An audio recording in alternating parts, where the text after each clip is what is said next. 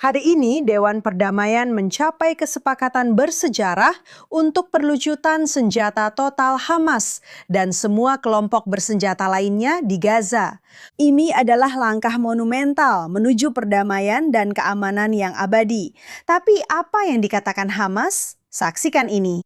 Kami membicarakan tentang penyimpanan senjata berat di bawah tanggung jawab Komite Nasional. Titik. Dan itu saja. Kami tidak membicarakan istilah lain, bukan tentang perlucutan senjata atau hal lainnya. Masalah pembebasan tanah dari pendudukan dan masalah membangun persatuan nasional Palestina. Ini adalah hal-hal yang akan kami kerjakan dan terus kami perjuangkan. Jadi ini kesepakatannya, oke? Kamu menyingkirkan senjata berat, dengan kata lain, roket. Tapi mereka boleh tetap menyimpan senjata pertahanan, termasuk Kalashnikov dan RPG. Jadi sebenarnya apa yang dimaksud di sini ketika mereka bilang ini adalah perlucutan senjata dan mereka diberi amnesti? Diberi amnesti untuk tetap tinggal di jalur Gaza? Kita tahu mereka tidak akan melucuti senjata. Jadi semua upaya ini hanyalah omong kosong. Dan sayangnya inilah yang sering kita lihat dilakukan Presiden Trump ketika sepertinya dia tidak tahu harus berbuat apa lagi. Maksud saya, Hamas sejak awal ketika dia mengajukan rencana 20 poin, mereka menolak perlucutan senjata. Kita juga tidak berurusan dengan orang di balik Hamas. Dan itu adalah Republik Islam Iran.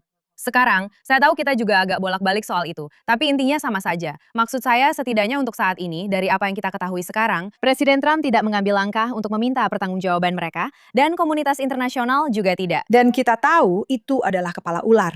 Dan kita tahu bahwa Hamas pasti sudah dilemahkan. Dan menurut saya begini, musim dingin lain akan datang. Kita rasanya benar-benar sedang seperti berada di Game dalam of Game of Thrones. Thrones. Kita seperti Game of Thrones tanpa naga. Akan ada musim dingin lagi. Mereka tidak bisa membiarkan 1 juta orang tinggal di tenda selama musim dingin lagi. Begitulah cara saya melihatnya. Dan mereka ingin mendatangkan uang untuk rekonstruksi. Tapi mereka tidak bisa menyerahkan rekonstruksi kepada Hamas.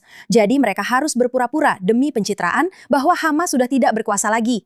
Begitulah cara saya melihatnya. Saya melihat inilah masalahnya. Maaf jika saya terkesan meremehkan. Dan saya tidak bermaksud merendahkan rakyat Gaza. Tapi kenapa kita harus peduli dengan rakyat Gaza? Bahkan jika ada 1 juta dari mereka yang tinggal di tenda-tenda di musim dingin, ketika ada 92 juta orang yang hidup di bawah kediktatoran teroris Islamis. Yang omong-omong tidak punya pasokan energi, tidak punya air, tidak punya hal-hal dasar yang mereka butuhkan untuk hidup di dalam Iran. Semua itu karena rezim di negara yang sebenarnya kaya sumber daya. Kenapa mereka tidak dianggap penting? Tapi tiba-tiba 1 juta orang di Gaza justru dianggap penting.